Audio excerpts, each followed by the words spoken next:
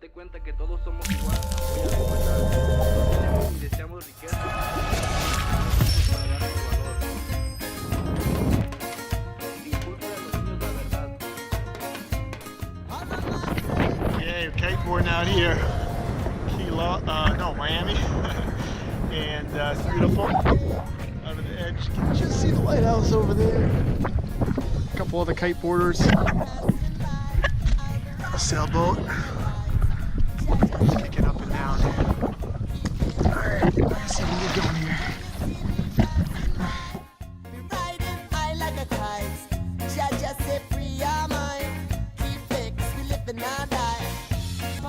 Hey guys, this is Nick from ReviewOutlaw.com. Today I'm going to give you a little overview of my Miami kiteboarding adventure. So this is kind of a last minute thing. I was like driving up from Key West and the wind looked good. It was like 12 o'clock in the afternoon. I'm like, geez, maybe I can do some kiteboarding. So I called a couple places. A lot of places just didn't pick up the phone, but I did find one place, Wind Addict, that the guy called me back with a message. Actually, I didn't leave a message. He just called me back. He saw I missed his call. And I said, hey, any chance I can go out kite surfing? He's like, sure, just come down here to this marina and I'll pick you up. And is by far one of the cheapest prices I've paid for like 2 or 3 hours. It was like under $100. He gave me the kite, gave me the wetsuit. I had nothing but sunglasses and a bathing suit and the energy to go kiteboarding. So basically, he picked me up in the marina, took me out to this kind of sandbar, and a lot of other kiteboarders there. He's like, yeah, I'll give you a couple drinks, whatever you want, we'll just have a good time. A lot of other, like I said, kiteboarders. None of the other kiteboarders spoke any English, so I had no idea what they were saying. They were all pretty much speaking Spanish, but they were all super friendly. You don't really have to speak the same language as long as you're kiteboarders. It's its own language. So I had a great time actually out there. Good shallow water, warm water.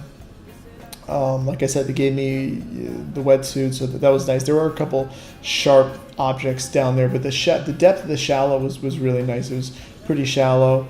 There's a couple like just shells and things like that. So I'm glad I had some booties on, and so the wind that day was pretty light. I was actually flying, I think it was a 14 or 15 meter kite. Nice big board. It was all Cabrina equipment, which is very nice because that's what I ride back at home. And it was all newer equipment, so we didn't have to worry about just old equipment, which is important safety-wise. But the wind was pretty light. There was a couple times that I just kind of had to wait there for the wind to pick back up. At the very end of the day, it was just totally died out and kind of had to walk back a little bit to the boat. I did not need lessons. Pretty much could transition back and forth, did a couple jumps. The area was safe, so it's not like I was over my head or anything like that. So I felt pretty good. But if you're taking lessons, it's probably gonna be some more money. The price, is $100 for a couple hours. Is just the gear rental alone. But that's another thing to look at. In Miami, you can really get pricey on lessons. And I was checking a couple other spots out that didn't do just gear rental. A lot of them, you have to do a lesson with it. You get to be IKO certified and all this other crazy stuff, which I'm not. So I went to this place. They don't have to worry about that stuff. They want you to be safe, but there's sometimes all the certifications just gets in the way of having fun and having a good time. So it took about 10 minutes to get out to the spot by boat.